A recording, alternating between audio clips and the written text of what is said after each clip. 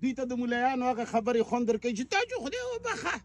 او چې خیرات وکړي بیا به دومره ثواب وي او دا مړی چې دی دا چې پلان کې دعا ووایي بیا به دا د جاس په شان ته داسې روان شي او جنت ته به لاړ شي دا خلک په دغو خبرو غولیږي نه په دنیا کې داسې کلمه شته چې مړی ورسره جاس په شان جهنم نه بچ شي او جنت ته لاړ شي دویمه خبره بیا موږ چې کومه جنازه کوو ملایانو ته چې کومه جنازه د ځمکې خدای ښودلې ده ځمکې خدایان زمونږ ملایان دي چې اول به نیت وتړې او نیت مې وکړو زړه د خلاصه نویت ان اودي لله تعالی 4 تکبیرات صلات الجنازه د 25 غزه دا نیت چې دی دا نه قرآن کې شته نه سنت کې شته نه یو کتاب کې شته دا مولا جوړ کړی نیت دی دا به هم داسې شاته کېږدی نیت دې ته وایي چې ته د کور نه را روان یې نو ته واده ته خو نه یې راغلی که نه جنازې ته راغلی نو دا نیت دی چې ته را روان یې مونځ اودس دې کړی دی ښه بقاعده پاکو جامو سره راغلی بیا صف جوړوي په نیت د جنازې راغلی دقه یې نیت دی بیا چې کله اول تکبیر وشي ملایان وایي چې سبحانک اللهم وبحمدك وتبارك اسمك وتعالى جدك وجل ثناؤك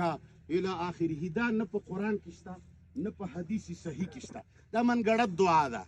اقه دعا به وایي چې کومه مانځه کې وایي سبحانك اللهم وبحمدك وتبارك اسمك وتعالى جدك ولا اله غيره بیا به ورپسې سورة فاتحه وایي په نیت د دعای وایي او که په نیت د قرأت وایي خو ورپسې به یې وایي د اسلام په جنازه کې دا مونځ د جنازې دی یوازې دعا د جنازې نه دی مونځ د جنازې دی دعا ته څوک اودس نه کوي دعا ته چا اودس کړی دی ته دې له اودس چې کوي دا مونځ د جنازې دی نو دې کې به ښه ښکلې فاتحه ووایي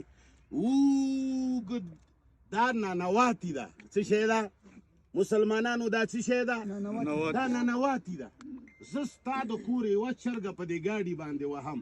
10 منټو کې به مې معاف کړي پښتونه جواب راکړه جرګه در کراوي 10 منټو کې به مې معاف کړي شلو کې به مې معاف کړي سړی دې ووژنم ته به ما یوې جرګې باندې معاف کړي نه په میاشتو به دله زه راځم سر ټیټي به کوم ودرېږه موږ مشوره دا الله ته 80 کاله یو سړي تیر کړي دي دا انسان دا مسلمان دا ما نه هم 15 کاله مشره ده زما خور ده